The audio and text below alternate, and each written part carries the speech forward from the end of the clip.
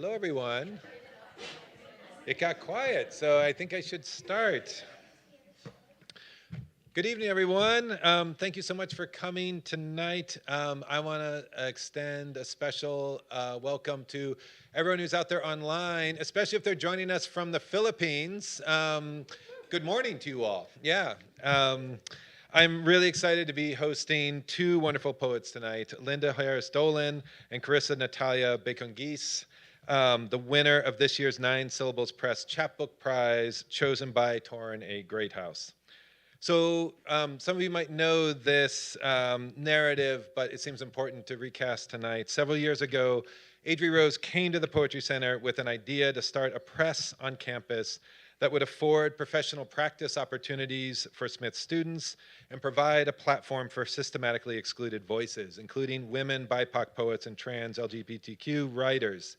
There is no work that we do at the Poetry Center that I'm more proud of, and I will always be grateful to Adrie, not only because she had the idea for this incredible initiative, but also of the spectacular job she does running the press and serving as its editor.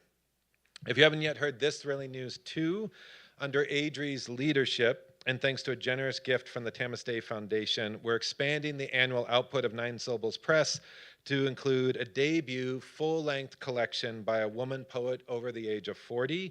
This prize does not yet exist in this country, but it does now, thanks to Adrie Rose. The first collection in that contest series will be published in the fall of 2027, which aligns perfectly with the Boutelle-Day Poetry Center's 30th anniversary. That's going to be an amazing way to celebrate that anniversary. I also want to mention that part of the idea of tonight's pairing of these two writers is to bring together two poets who make use of the chapbook form specifically in resonant ways, especially since many of the student poets here at Smith developed chapbook-length collections as part of their senior capstone project. We're really excited to have Carissa and Linda in dialogue this evening. I would also be remiss if I didn't take a moment to champion the cover design work of Smith College student Catherine Moyle. Did Catherine step into the space? Catherine, there she is! So as many of you know, in Adrie's chapbook design class, every student in the class does design work for both the interior and the cover design of the collection. And then every year, one student's design is chosen. This year, we chose Catherine's gorgeous cover for Sacred and Perishable. Congratulations, Catherine. I have just a few quick announcements before I turn things over to Adrie, who will be introducing tonight's poets.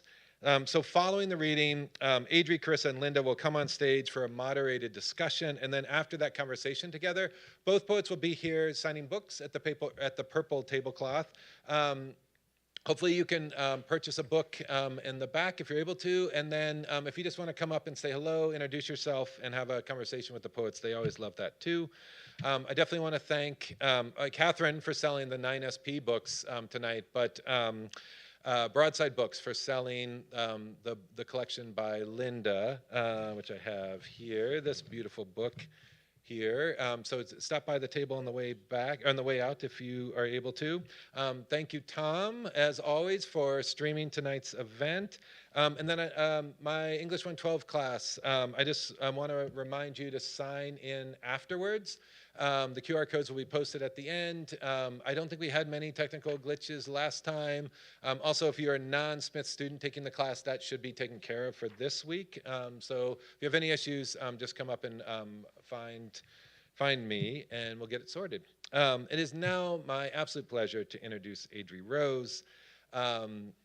Adrie Rose lives next to an orchard in Western Massachusetts, which is just like the most beautiful romantic start to any bio. Adrie Rose lives next to an orchard in Western Mass and is the phenomenal editor of 9 Syllables Press. Her poems have previously appeared or are forthcoming in Prairie Schooner, Poetry Northwest, the Massachusetts Review, and many, many more. Her chapbook, I Will Write a Love Poem, was published in 2023 by Pork Belly Press, and her chapbook, Rupture, was published in 2024 by Goldline Press, and then was longlisted for the Massachusetts Book Award, which is awesome. She won the Anne Bradstreet Prize from the Academy of American Poets in 2022. She holds an MFA in poetry from Warren Wilson College and is a Smith College Ada Comstock alum. I feel extremely lucky to know Adrie as a friend and colleague. Please welcome Adrie Rose.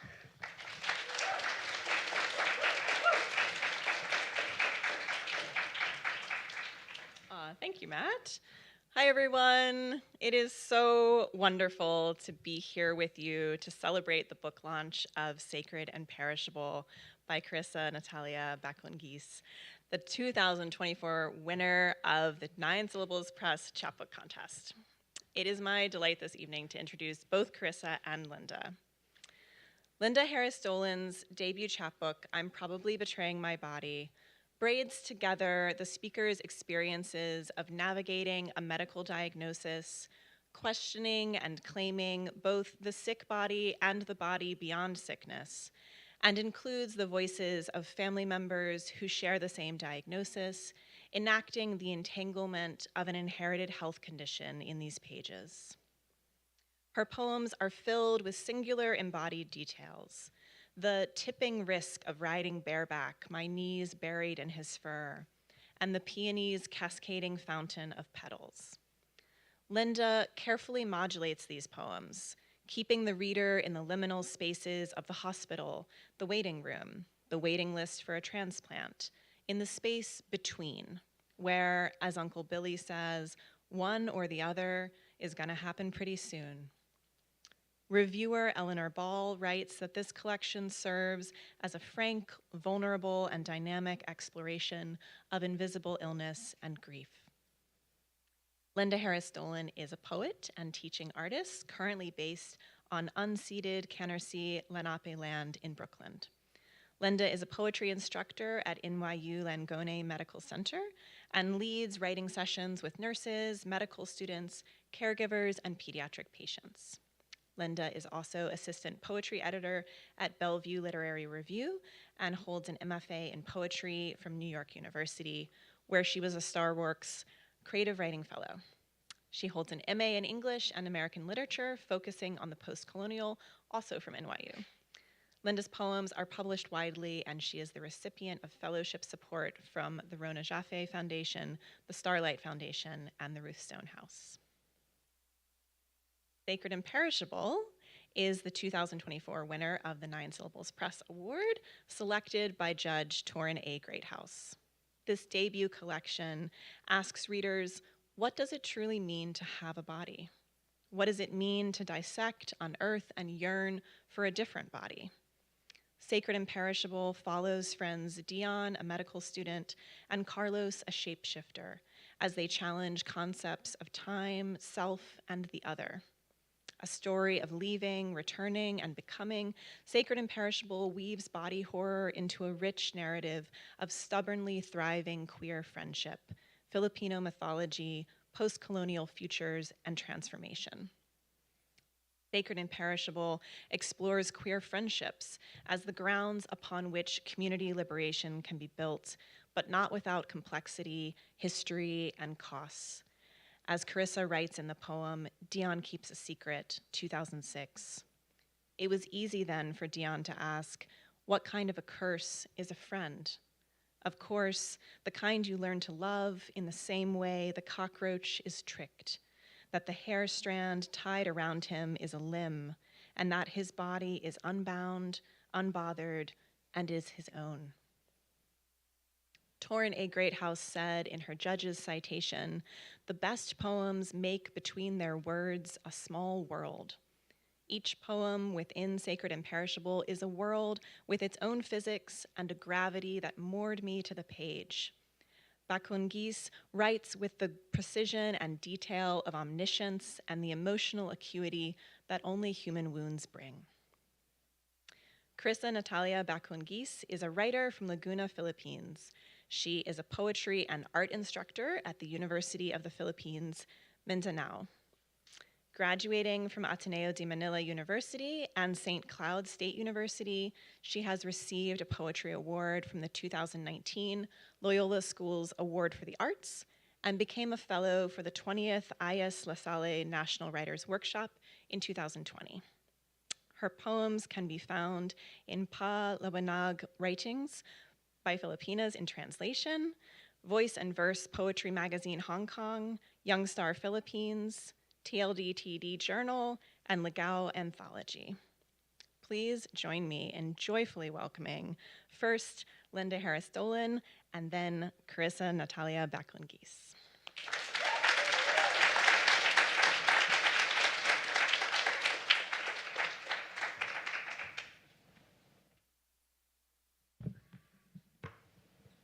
Hello. I just want to start by saying I'm so just honored to be here, and I'm so thankful to be here with you all at Smith College, and I'm thankful to Nine Syllables Press, and just really grateful to get to read with Carissa as well. I want to preface by acknowledging that at our current moment, as in truly at all moments, there's so much suffering in our world, and I always appreciate a space where we can gift care and attention and love to all, and so I thank you for having me today.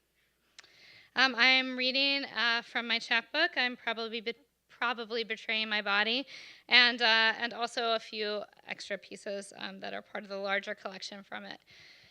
And the only context to know, it really is what Adrie already said, that I am tracing my family's genetic heart condition through the generations and to me. These poems often, the ones that I'm reading tonight, often circle more of my own experience, but just to give a little context, Martin was my grandfather, and Charlie was my dad, and Billy was my uncle, so if those names come up.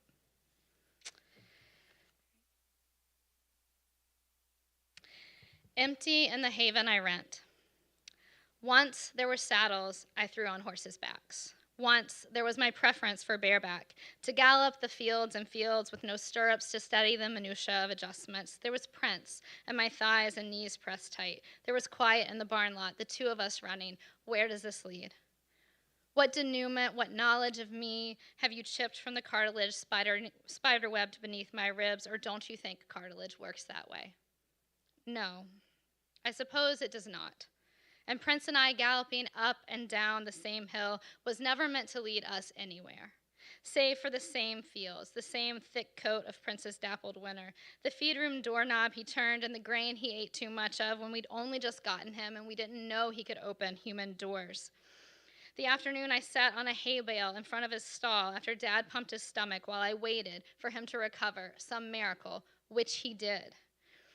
The way it felt to wrap my arms around his neck, his muzzle nipping at my foot if ever he didn't want to turn the same way I'd asked. The snorting huff, the full speed with or without a saddle, the tipping risk of bareback, my knees deep in his fur, the rhythm of movement that could always go wrong, but didn't.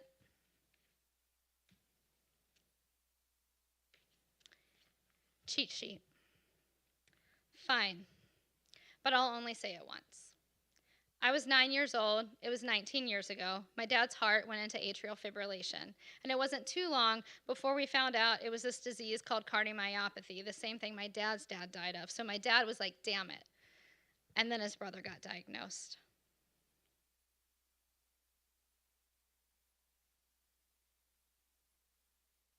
I sit on the front porch with Dad. The cicadas are loud, but if there are spiders, I don't notate them, not yet. The outdoor cat keeps jumping on Dad's lap, and I only ask some of my questions. My summer writings are glances at best. I'm too in love with family, too invested in making something okay. But there in digital.wave files, hours of their voices. Dad and I ride horses, and he's taking off barreling across our yard, glancing back at me. His whole face is his smile, his laughter, a John Deere baseball cap perched flat-billed and high on his forehead, and I'm laughing, galloping after. By the time I'm in grad school, things back home are much, much worse.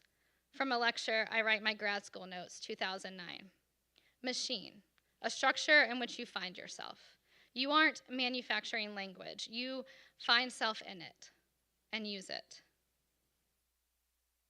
According to a Google search, if a web is destroyed, Spider recycles it and weaves it anew.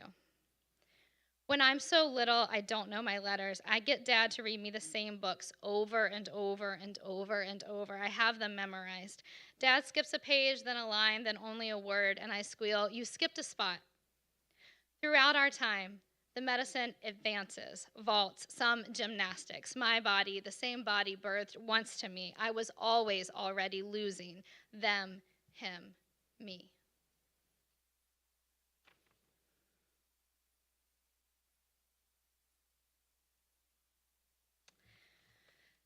Peace that passeth, a poem to Dad. Your hospital room is always the morning soft light. Not gray, not blue, the having lived another night. I can't help but shave your chin, nose, ears, rub the shoulder you lift and drop insistent. Even from across the room, I'm touching you. And hope, hope, hope. There are futures on your forehead, and it is all right. Anything you do. You can't help it. Your substandard heart, your kidneys' refusal, the weeks with no swallow. That's no problem. I can squeeze your heart, sluice toxins from your blood, stroke your hair through the dervishing dialysis. I can swallow for you, coax your eyelids alert, if only for the x-rays, the tests. The puppies you picture in bed, the kittens, the calves, I can heal them too. I can take the puppy from your hands, tie his sutures off, place him in a bed of soft towels. I can walk the calf right out of your room, back to his mama in someone's front field. There are 4 different tones of beeps in your room, and none overpower that solid hum that keeps me touching you. When you have a tube taped around your rectum, when your skin smells too sweet for too lucid a liver, when you come to just to fight your stomach tube, that hum welling up, so energy.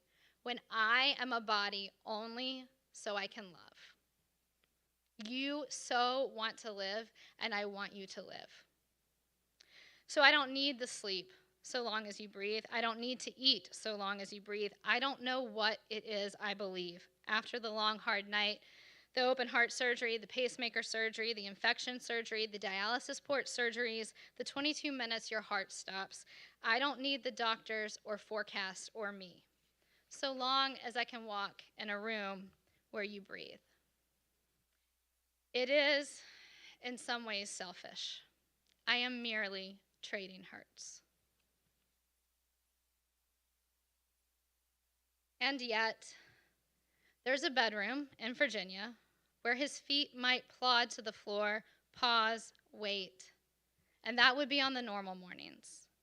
There is no way, practically speaking, to tell how many mornings I woke in the same house as him.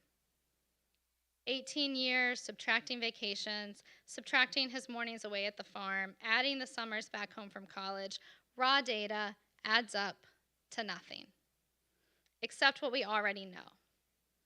The gray and white and brown of his hair, and how no one on earth has loved me quite that way. If all will be said, what is left to say? Once, and could I have saved him? Once, and his arms are shaking, and the brown clumps in the chest tube. And do I not have Google? Could I not have Googled, is there Google? And couldn't someone look after us? The fools and the children.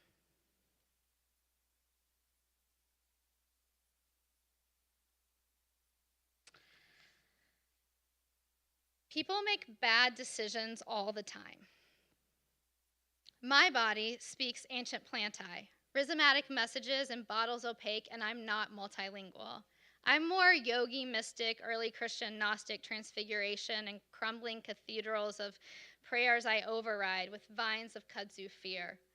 I might be the one who keeps letting invasive species in, thinking they look clever, climbing, vining, and meanwhile, it's just another hospital Wednesday surgery day, and what if I didn't need to put my body through this? I'm not entirely sure that on the day of those pre-surgery scans, I didn't take off my clothes and turn my body terracotta pot when they'd specifically asked for crystal vase.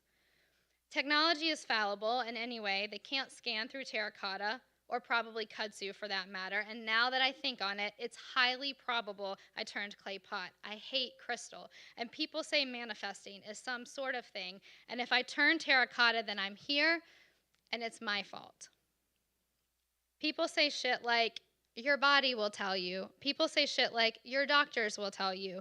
But what if I didn't stress enough during that stress test, shifted that sassafras too slow, oxygenated too deeply, forgot to tell them 12 of my leaves just turned meteor? What if I showed that geranium-hating doctor all my rooms of geranium?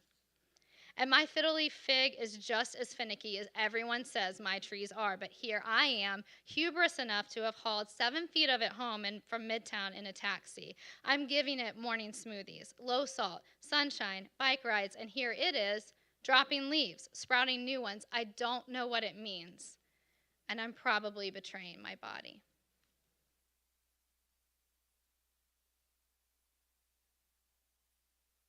Quantum entanglement. Quote, there could be one particle of you right now entangled with a person that you just passed on the street. NPR Invisibilia, January 30th, 2015. Sunday afternoon, I get the text and cannot read it. Tuesday afternoon, I sit in corners on the phone. This year, I have surgery. Cousin K has surgery. Cousin H has the surgery that sent Dad. This is a bad plot. I would tell my students to be more original. The doctors say we are each different people. But listen, I never believed them.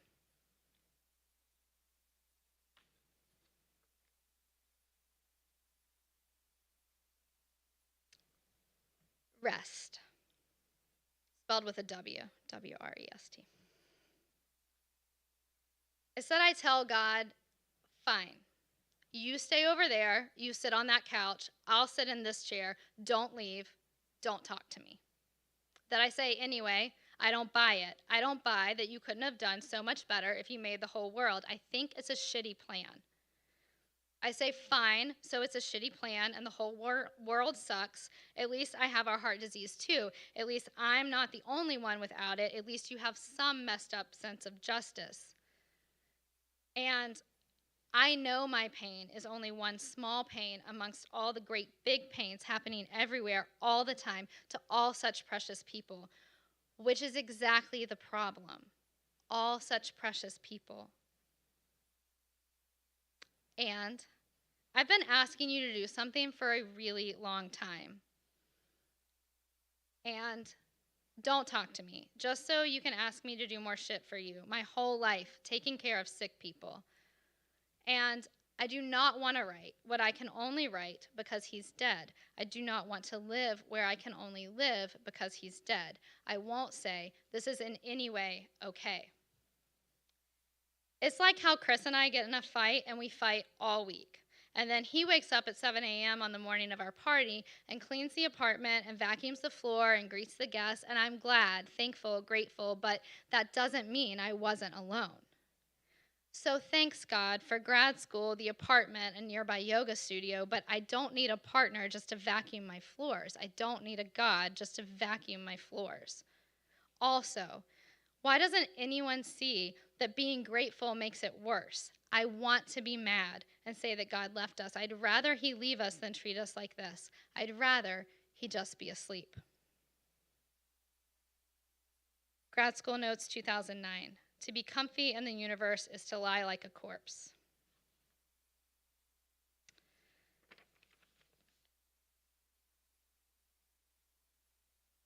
This is an excerpt from this poem. I have genetic heart disease or unsaid things or to my husband on my death.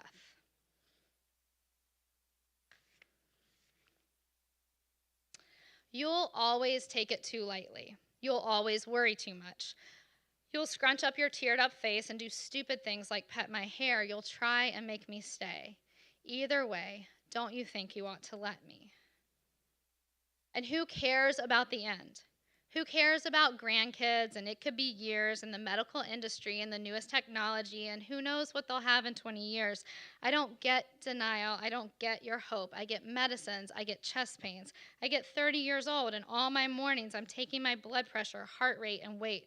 I get pills to make me pee off all your burgers, salt retained. I get asking all the waiters for no added salt. It's not the same as you losing 5 pounds. It's the same, not the same, as you trying to eat healthy and you, always you, saying, can't we just get pizza? And sure, fine, I want a salty slice of pizza. Don't you think it seems little to me too? But then I wake up 5 pounds heavy, take the pills to pee it off, and pee and pee and pee and pee in meetings, in class. I get doctors and always call the doctor on my fucking to-do list. I get a subcutaneous implanted defibrillator that could shock me anytime. So I stay 6 to 12 inches, 6 to 12 feet from magnets, power saws, remote control cars, metal detectors, arc welders, cell phones, any headphones, CB radios, jumper cables, radiation, people get cancer, car engines, truck engines, golf cart engines, weed whackers, wireless routers, e-readers, home speakers, hair dryers, leaf blowers, power drills, handheld back massagers, video game controllers, electronic body fat scales, amusement parks electrolysis, electric fence. And means they'll crack me open in 5 years to replace it. And leaves exactly 3 scars on my chest and ribs, and juts from my left side, Altoid can-sized, and makes it impossible to find an only somewhat painful bra. I get blood work. I get EKGs. I get them telling me caffeine is good, caffeine is bad, running's good, too fast is bad. And just because the bodies of your father and your uncle and your cousins and your sister, I get appointments and appointments where always there's something. I get nurses who say, there's nothing really that wrong, and it's just your heart rate is only, and does it usually go so low? And, well, it's most likely fine. I get trailing behind you when we walk down the street. I get trying not to look like I can't keep up.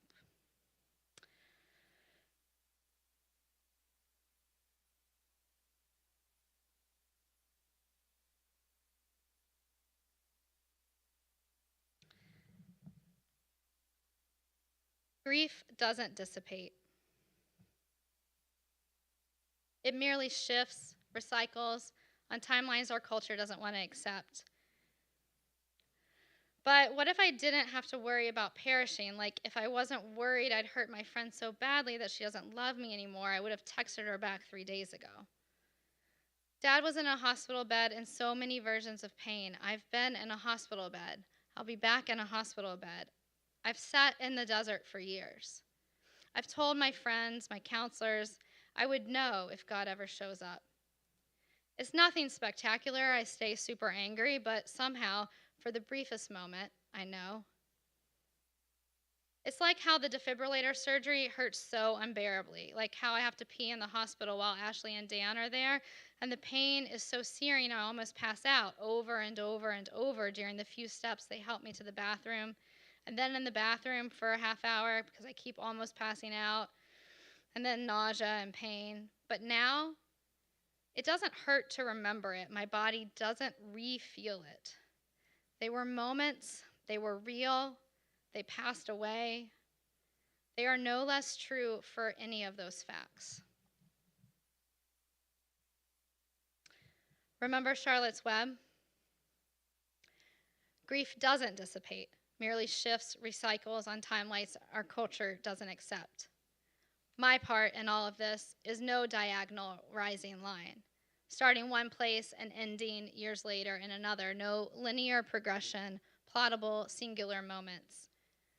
Most people don't know what to say to me, expect me to move productively, efficiently on within the socially acceptable, capitalistic bullshit limits of subdued emotion and time, but if Charlotte had not been able to save Wilbur, her last gossamer word still in her web, the pen of wood boards and scattered straw bedding the ground, sent thick with all the Wilburness that was herded out and away, gone before her very 8 eyes.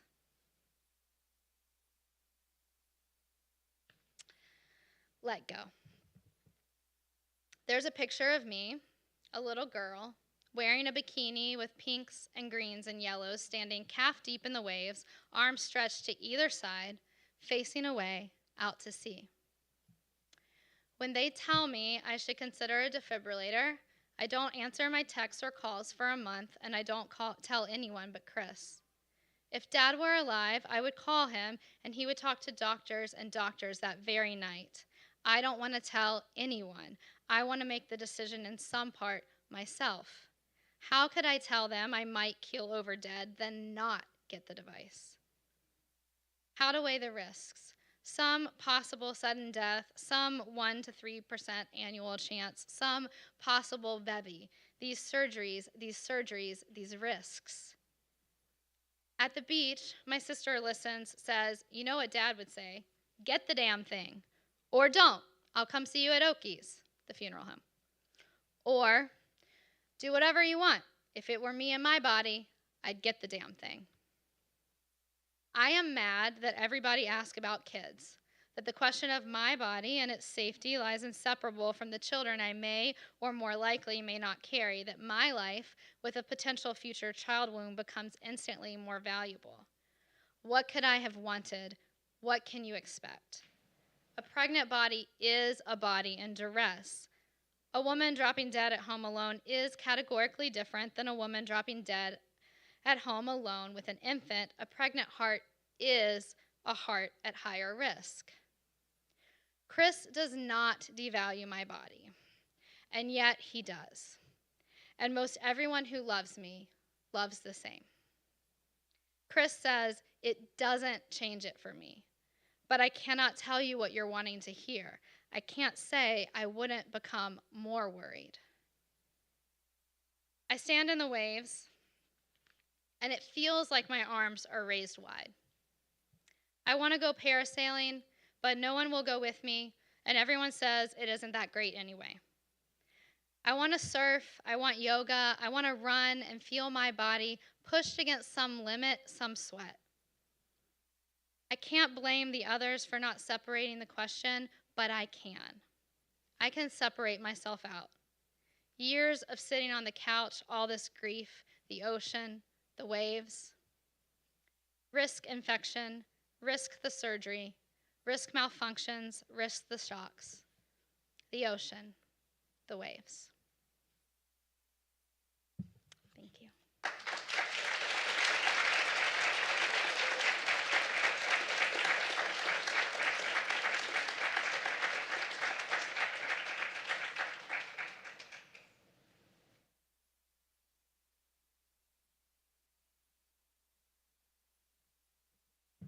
Hello, everyone. Good evening. Linda, that was wonderful. I'm so honored to read after you. So, hello, I'm Carissa Baconguis. I'm so happy and so thrilled to read here for Smith College. And I would like to thank Adrie and the rest of the team, including the students, to help make this real for me. And it still hasn't like really settled in that it's me. Like, um, so if you're in the Philippines, good morning. Thank you so much for joining. I really appreciate it. Thank you to my friends who I most likely bothered to go like, please wake up early so you can watch me read. And thank you so much for coming. This book, I sometimes, maybe because I wrote it, I can get kind of insecure about it. I go like, yeah, it's my weird little manuscript, my weird little book that's very dear to me. And I guess it's very kind of surprising to me that it's something that you can find very dear too. Like, thank you for taking such a chance in my poetry and for letting it be something that could be dear to you as well, or have it even touch your hearts a little bit. So I'll be reading from the book as much as I can, and yeah, I'm so excited to be here. Okay. So I'll start with Diane and the Revelation of Carlos, 2005. Such is their weight upon the grass, body as imprint as ecosystem. It is 5 p.m. and all the days enter transformation, which means children sip plastic bags filled with soda, disobeying all their school diets with styrofoam filled with instant noodles. Diane buys one shiny sunny side up egg, while Carlos teaches her to sprinkle the extra powder like garnish. What bliss to exist somewhere else before the jeepneys come to take them back. Is transformation what it is then, when Carlos beside her tells the story of how butterflies must never be lonely, for they eat what they once were? No, not eat, he corrects, delicate finger upon delicate collarbone. Higop, more like an inhale, a gulp, passing through the tongue so quickly, blink and you'll miss it, in the throat. Do you want to know a secret? The sun kisses their tangerine-drenched faces as a goodbye. Carlos's finger dips into the white fabric of his boy uniform. And Dian, though she does not know this word yet, considers ruination. Feel this, he says, cool as a pig who asks the butcher. She takes his breast, and it is full, and she retracts, as if on fire, no, as if burned. Dian wonders if the caterpillar can taste the moment of its own rupture, the aftertaste of its previous skin. That day, Carlos, sun-smothered, transformed into a girl in the night. Dian's hands suddenly cannot grip, and the soda spills onto her skirt and stains even her socks. Dian keeps a secret, 2006. Dian is special in that way.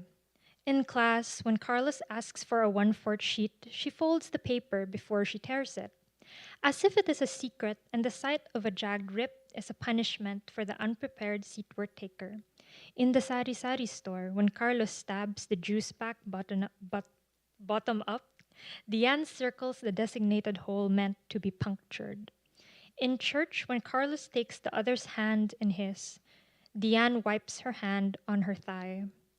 While Carlos plays futsal in the sun, Dian stays in the shade and covers her light where the light dares to brown her. It is because you are going to be careful, and you are going to be successful, and you are going to be so much of both of these until you die. This is what he says, the he who is a she, the she that has been revealed. And so Carlos is a shapeshifter, some kind of alien, but he holds Dian's hand as if she had always been so familiar.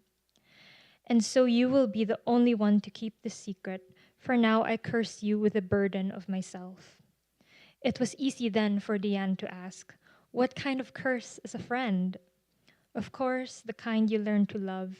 In the same way the cockroach is tricked, that the hair strand tied around him is a limb, and that his body is unbound, unbothered, and is his own. Dian receives a text, 2017.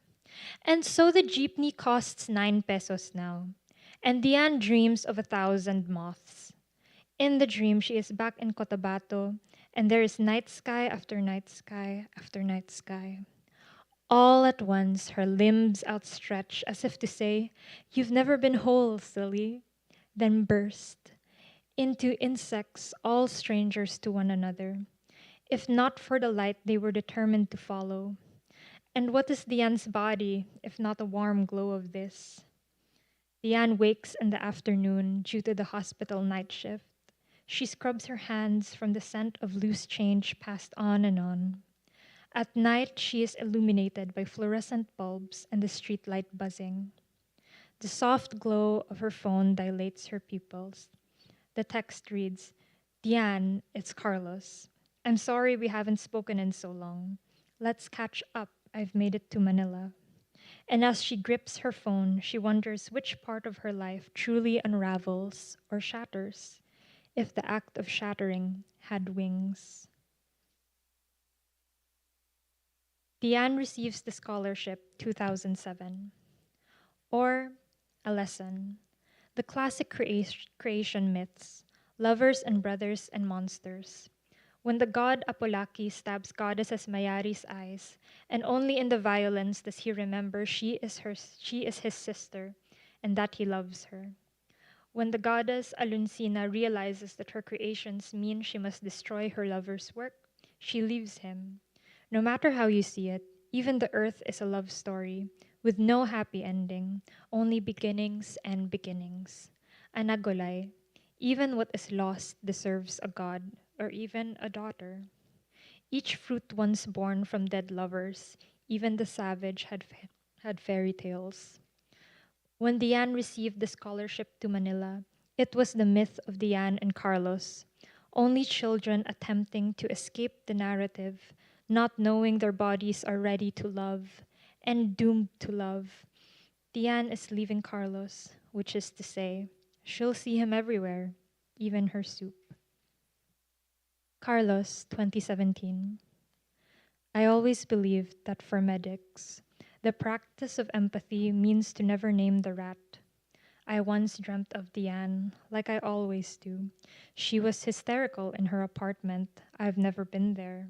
In front of the mirror, bashing her sweet head against the glass, so I came up behind her and took her into an embrace, my hands on her belly button.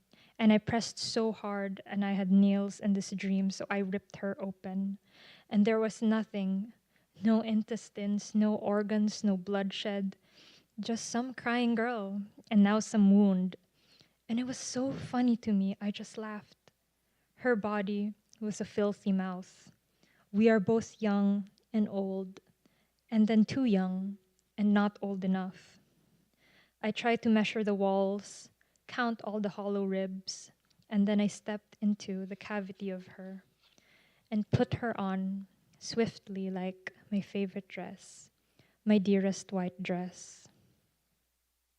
Portrait of Diane meeting Carlos after 10 years, Part 1, 2017.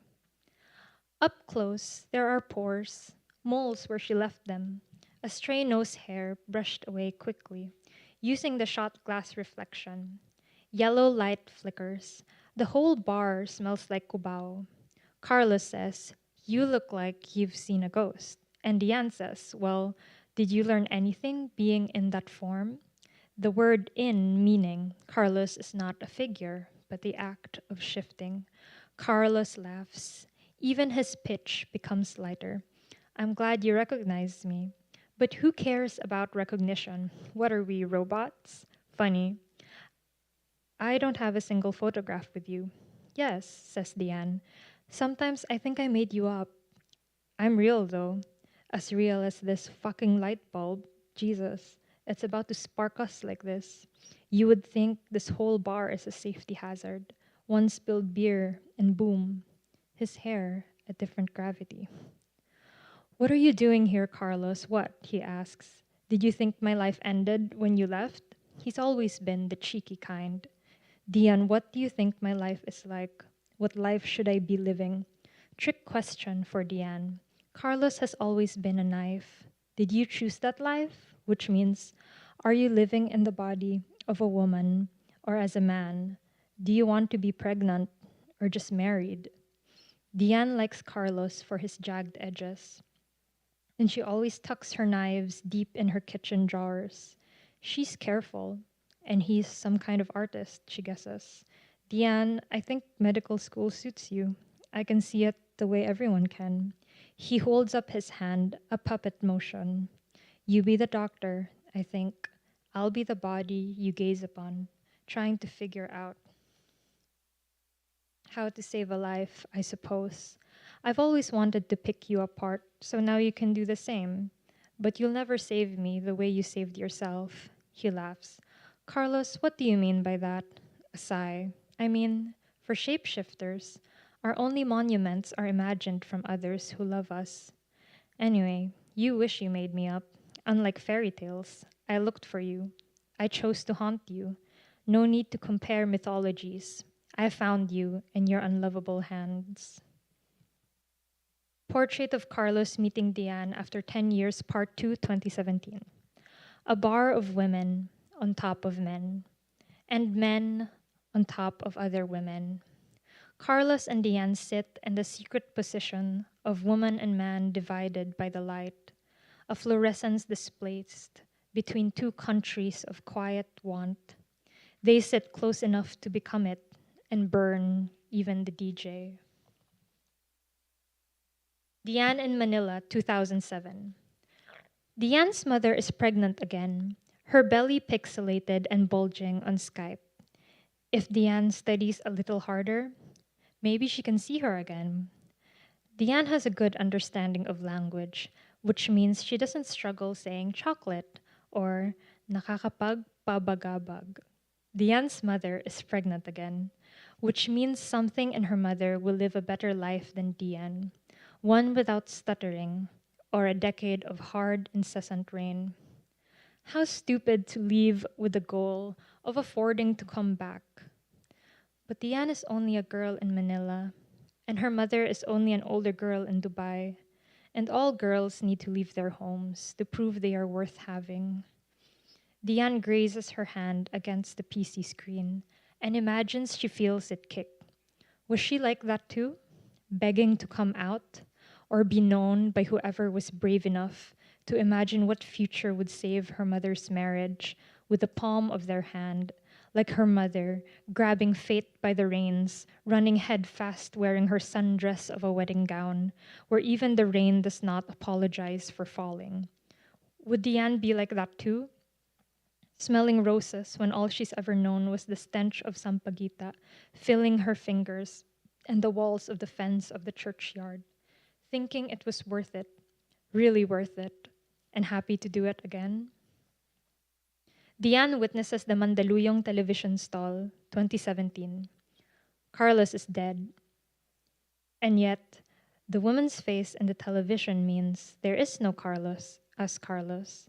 There is only a woman slaughtered, her face untouched, unknown. She lays unbothered, rejoiced hair pooling into saltwater pearls. Each sail TV playing the same news. A woman with a body carved as if to study if the rawness of her meat was worth the study. It's all medicinal, you see. The bean of the kidney, the sponge of the lung, each organ where it should be, right? But the poetry of her face is where the camera follows, sun-kissed features scorched in daylight. Diane against 1,000 half-price television screens, the newscasters in awe. Like a siren out of water, Maria Makiling reimagined, the late muse of Amorsolo, a bouquet of calla lilies, an abaca basket of fruit. But to Diane, it was Carlos, her friend, her stupid friend. Carlos as Orpheus, 2007. It is a lie to say one would not be compelled to turn. There she was, wondering why I would not see her, really see her, just before the glow of the flame. See how even breathing itself can be choreographed? The exquisite torture of wanting you to see me lose you. Diane and the Anatomical Venus, Part 1, 2017. She waited for his body to stiffen, or for his fingers to blacken, or for the rats to enter through his orifices. But Carlos looked younger in his sleep, like the time Diane flicked his napping forehead when the rare buggy drove by. She waited for the flies to eat his sweat, his skin to sag and gray, his eyeballs to explode and melt into thick swimming pools or clear snot, like when he cried when tripping over a takraw ball. Maybe for him to grow mold, grow fungus or new undiscovered life forms.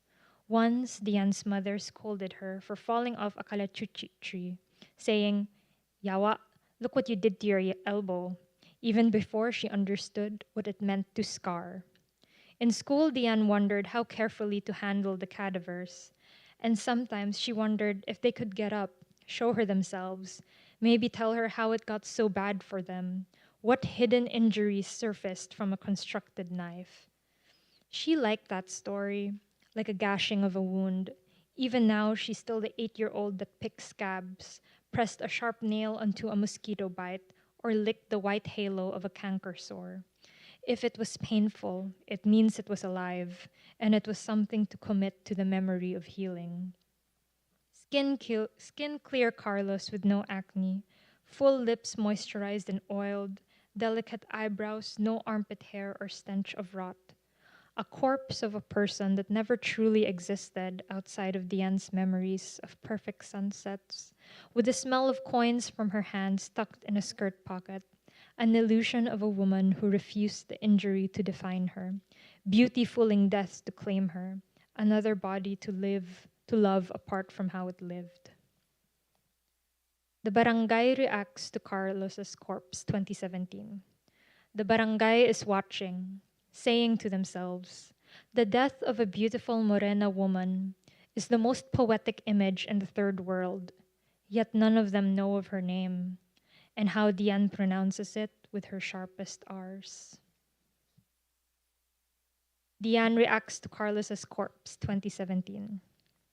Where the cement walls wore sun-bathed yellow paint to distract from the glass shards and the barbed wires, where the Mama Mary statue was enclosed in a makeshift stone shrine, there was a hallway for the saints.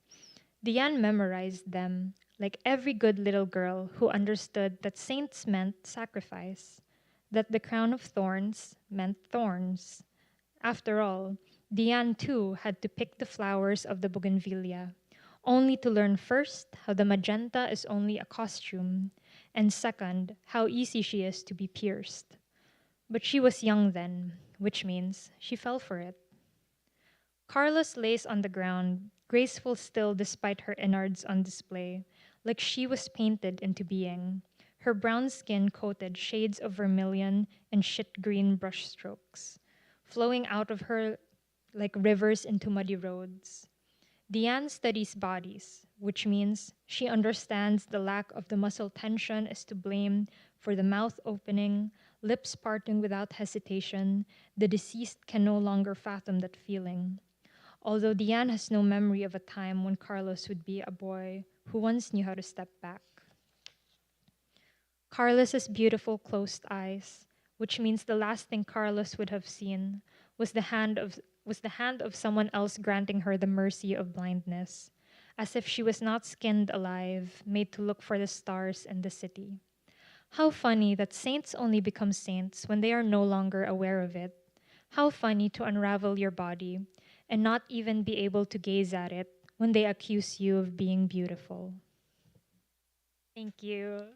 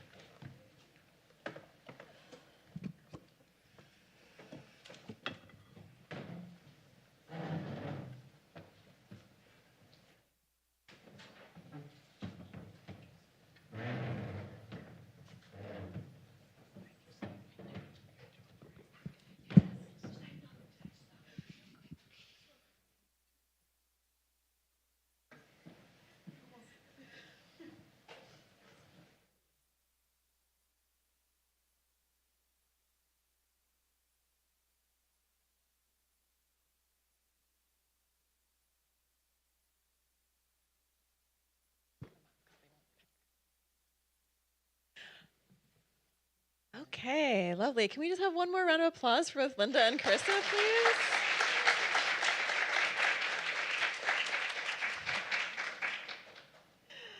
Beautiful.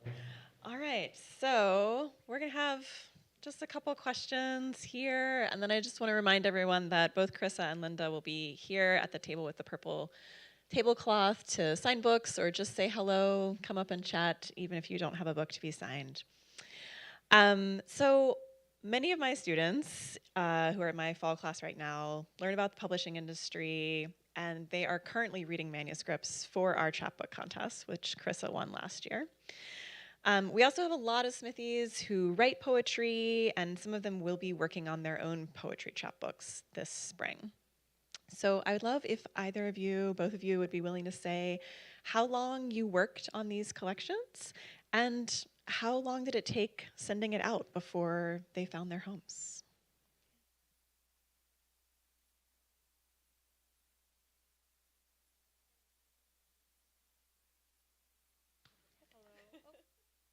Hello. Okay. Hello. So Sacred and Perishable took years to write. And when I say years to write, I don't even mean just the act of writing itself. I think when I first conceptualized it, it was just a little note, and I had like a little prototype sticky note where I was like shape shifting, like that's something that I really want to write about. And later, I was working in publishing at the time, and I was working on a few horror manuscripts, and I was really, really inspired by the genre. And I put it on the sticky note of shapeshifting, comma, horror, question mark. So even for me, that act of conceptualization, that act of just like thinking of reading works that could inspire the work is part of the writing process. So when I first thought of it, it wasn't even poetry yet. It was just something that I really wanted to write about, and I had written down some things connected to it, similar to like a mind map or like a Pinterest board almost of just things that I wanted it to be about, themes that I wanted to talk about, and eventually, as a poet, it did come out through my poetry, and I was like, oh, I feel like this makes sense for it to be a poetic narrative, and it just went from there. And for it to have a home as well is something that took a long time too. While I was submitting Sacred and Perishable, I also had other manuscripts that I was submitting with it. And when I saw the call from Nine Syllables Press, I saw that the judge was Torrin A. Greathouse, who is a poet that I really admire and whose works I really love. And when I saw the judge, I was like, I think my work is going to resonate a lot with this judge. And luckily, it did. Yeah. So it took a long time, but for me, the writing process isn't even just the writing, it's all of that. So that's why. I love. Okay. I love that you were saying the whole process and not just like when you're actually writing. I'd say for me, this also was a long time coming. I first started writing things that are not in this collection, but like, or not in this chapbook, but that are part of the whole world universe of this project.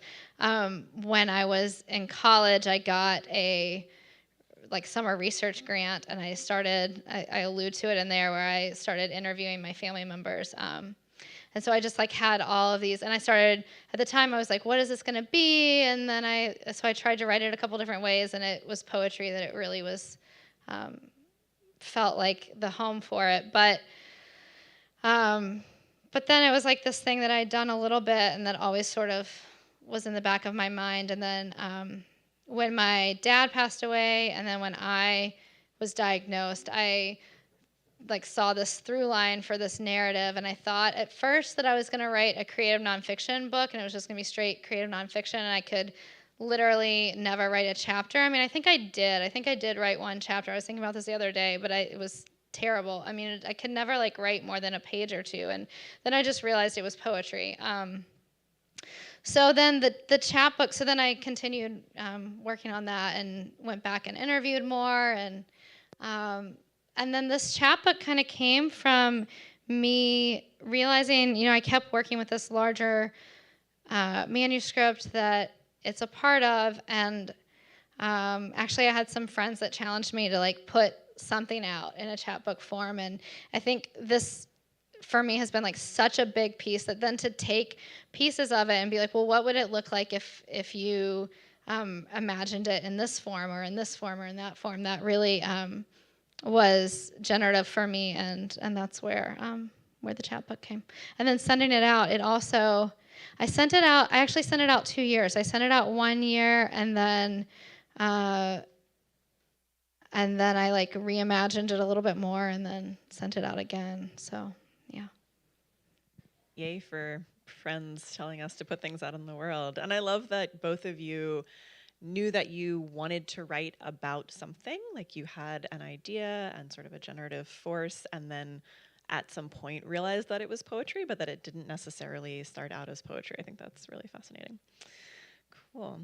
So Linda, you talk on your website about being particularly interested in poetry that arises from our individual and communal vernaculars, and that one of the things you do with your students is that you help them find the poetry that's within their everyday voices and cadences. And I wonder if you, and also you, Carissa, would speak a little bit about writing from your own vernacular, what that looks like in your own work, and also if it's changed over time, like has changed over the course of your writing life. Yeah, I think I'm really interested in the ways that we try to talk about things and the ways we dance around it, the things we do say, the things we maybe don't say, or the ways we try to find a way to articulate our experiences. And so in that way, I'm really interested in just the everyday like attempts at finding a way to articulate something. So I think for me, this like larger project, because I was interviewing, I felt that, and because it's a genetic illness, there was this quote that when I was doing my grad school thesis about from a different book about a like coming of age story in which the little boy has to like, instead of like most coming of age stories are this like individual, coming of age and kind of separating from community. And he was like, well, I have to, like the whole community has to mature along with the individual. And so that really resonated with me in this way that I felt like my experience of grief and my experience of illness was so tied within this larger narrative of and these voices. And I early on like realized I was doing all this recording. And at first I started doing it because I was like, I don't want to lose those stories. I don't want to lose that like wisdom or those experiences. And then I realized, it's just that I don't want to lose those voices. Like I'm losing those voices and I don't want to lose those voices. And I was really attached to the specific ways that they would say things. And so I think it kind of started maybe in this project with that. And then as I continued to try to articulate my own, I think, certainly I found like you find your own ways of articulating things. But I think for me, it was within this larger community of how are other people trying to talk about it? How does that resonate with me? How is that true for me? How is that like not quite it? Isn't it interesting how they are trying to say something and they aren't? Like, would I be able to say it? And so all those sort of questions. And then I don't know, I think it has changed in that I think for me, I had to sort of do all of that in order to, I think there's a lot of transformation that comes when you're able to articulate something. And that's something with my students, and I work with patients in the hospital, and with them, there's such power when, like, really what I do with them is I always tell them I'm like your secretary, and I like ask them questions and they just start talking, and I literally write down what they're saying word for word, and then I lineate it and read it back to them. But it's always this incredibly powerful thing, like where they're always like, how'd you do that? I'm like, those are your words. Like I didn't add anything. I didn't even take away anything on purpose, at least. So it depended on how like much I could catch. But I think there's something really transformative about being able to articulate something. And I think in that same way that I have been so like honored to see that with patients, that kind of began to happen in my own work, where as I like began to be able to articulate something, and as I began to really be like, okay, well, that's what those voices said about it, and here's what I'm saying about it, something powerful happens, at least. Yeah. I really liked how you said it's like the way we talk about things or the way we articulate things. Like as a bilingual like poet, Sacred and Perishable is my first like full length like English poetry project, and I remember thinking that the idea of having like more bilingual like more works that play with the idea of just everyday language feels so untapped, especially when it comes to lots of formal poetry. It's like it's either you choose a language or it's not poetry. And it's something that I really struggled with when I was writing this narrative, because it felt that it was so rooted into not just like Filipino identity, but also the Filipino experience. There's a lot of words here where I was thinking about if this is something that I should even translate, or if this is something that I should even explain to a crowd that maybe didn't grow up with the same experiences as me. And I think that's part of the idea of like language, because when you write poetry, when you create a poetic narrative, you're essentially creating like a world, and you're letting others like be a part or like see into that world as much as they can from like an outsider perspective. And that's something that I feel like vernacular language really captures, that kind of sense that for me, this is every day. Like for you, it's probably something that you're just peering into. And so I think there's like way more potential for projects like that to explore that area of vernacular language in specifically poetry. Cool. I love it. Thank you both so much. Carissa, you have a beautiful afterword in Sacred and Perishable where you write about many things. But one of the things you write about is the power of queer friendship. And you also say, both Dion and Carlos seek to defy fates they are believed to have. Yet what kind of future is there for people who don't fit the mold created by those who came before them? What kind of future can we imagine? What kind of lifetimes? What new fates should we envision? Both you and Linda are interested in questions of futurity amidst precarity and constraint. As you wrote these poems, and also now that your books are complete and are out in the world, starting to have their own lives, have your ideas about futurity changed? And if so, how? A good question. Light Tuesday Yeah. night question, yeah. Well, whenever I think about the idea of queer futures, for me, it's always something that's so open. There's no set. When we think about like the questions of what do I do with my life, or what are other people doing with their lives, there's usually that line of you go to school, you go to college, you get a job, you get married, you have kids. It's like you have these kinds of set ideas. And when you're queer, it's like you are suddenly outside of that, or it's like you don't go through the same things. You have these problems, or you have these challenges that feel like you're alone when clearly you're not.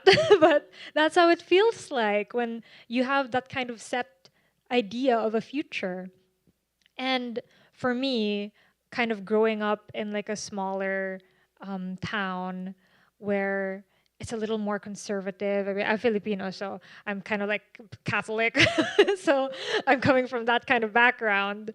And growing up like that, it feels like you're not so sure about what you want for your future. And there's that idea of like, because I don't know what my future is going to be, it's like I can also just figure it out. Like I can just kind of go out of that. So it's like I don't know if double-edged sword is the right way to say it, but it's thinking that I don't know, my future is both depressing and also empowering at the same time. So it's just a paradox of that. I've had a lot of queer friends as well that, because of all the challenges we face, don't get to grow old as much. And I'm not yet that old as well, but I have that feeling of me being so thankful that I'm even at this age, that I can continue living like this. So I think the idea of futurity also just changes. I think every year I'll be like, oh, that's my idea of future. So I don't, just like how I don't think there's like really a set future for queer people, I don't really think about it being like this is what I should do by the age of 30 or something. It's like, I don't know what I'll be doing at the age of 30, but that also means, yay, I don't know, I can do anything until I'm 30 and there's no pressure. So far, that's my idea of futurity. Could change. Yeah, I in another poem I say toward the end of the collection I say I hold on, let me back up for a minute. So I back a little bit, jumping to your question previously about vernacular. I come from this family in the South of storytellers. There was just storytelling all around. So that was also part of what informed that. And so in one of the final lines, I say, what else can I say? I survive via this storytelling. I almost don't survive this storytelling. And I think for me, the idea of future was certainly was something I was really struggling with throughout the whole collection, and struggling with, that there was maybe this imagined / partially real past that was partially experienced and partially something you just longed for and imagined in the past that had slipped away, and that, so what does that mean for, or maybe also this imagined view of the future that was not ever going to be possible, and so what does that mean for the present or the future, and what does that mean for being in a family and in a body that is not the way that you would want it to be. And it's funny, so I talked to my uncle a lot during all of this. My uncle had a heart transplant, and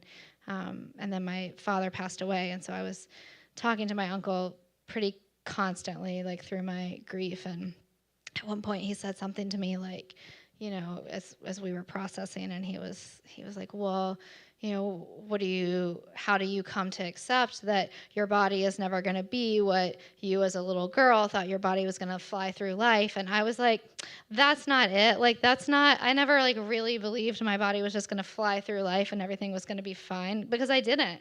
I really didn't. But then when you're actually grappling with the daily realities of a sick body and a sick family, then it's different somehow still. And so, he wasn't exactly right to my experience, but he wasn't exactly wrong either. And so I think that maybe that line is really what my grappling with the future was that I felt like for me to inhabit a present and think about a future, I had to go back, and I had to grapple with what had brought me to where I was, and what that might mean. And I think when I think about future now, I think that I mostly try to think about inhabiting present, and so what does it mean? I do think about what I would want in future, but more so like what qualities do I want? How do I want to be showing up, and how do I want to show up in this present moment, and move toward something that I think a lot about hope, and I think a lot about about what does hope mean? What are you grounding hope in, and what does that mean for how you're inhabiting the present, and what that could become. Beautiful. I think we have time for one more question. Yeah. All right. So are there poets or particular books that you count as your lineage, or that you feel that these books are in conversation with for either of you?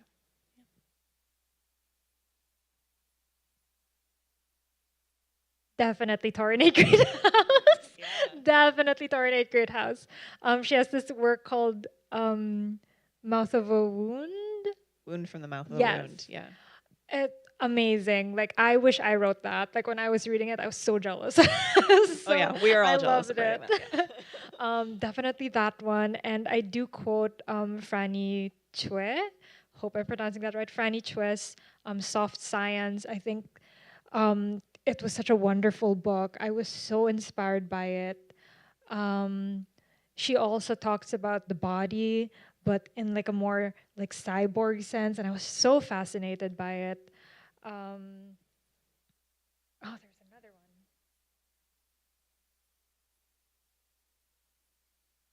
one. I recently read, I wouldn't say it inspired my book, but when I read it, I was like, we could sit at the same cafeteria table. Like, Perfect, yeah. Slug by Megan Milks. It's a fiction short story collection, and it is so it's so gross. I say this in such like a loving way. I thought it was so fun, so imaginative, and it's also like body horror and sexuality. I was just like, wow. Like when I read it, I was like, I want to sit at the same table. I think I would say those three are like in the line of sacred and perishable. Like those are sacred and perishables, like older siblings. Yeah, love it. Love it. Thank you. I've been influenced by poets who opened up like what poetry means to me a lot, and so Claudia Rankine and C.D. Wright, their works in particular, and the ways that they blur genre and use poetry, and then C.D. Wright also the way she uses oral history and quotations. And then in my MFA, Rachel Zucker was there, and she also like just really opened up what poems can do for me, and just not only in her work, in her own work, but also in the poets that she taught. Yeah. Add one more. I also wanted to add that a big inspiration for me to create a poetic narrative was Ilya Kaminsky's Deaf Republic. I got the opportunity to meet Ilya, and I told him about my project and everything, and he was so inspiring to me. I really loved Deaf Republic. I think if there was a time where if you asked me for like a book recommendation, I'd always go like Deaf Republic, Deaf Republic, Ilya Kaminsky, and I was so fascinated by the idea of a poetic narrative, and his poetic narrative was so striking to me that I felt like I also wanted to try and do a project like that too. Yeah, that makes so much sense, actually, now that you say it. Yeah, absolutely. Well, thank you both so much. Thank all of you again. Please come up and say hello to our poets. And yeah, let's have one final round of applause. Carissa and Linda.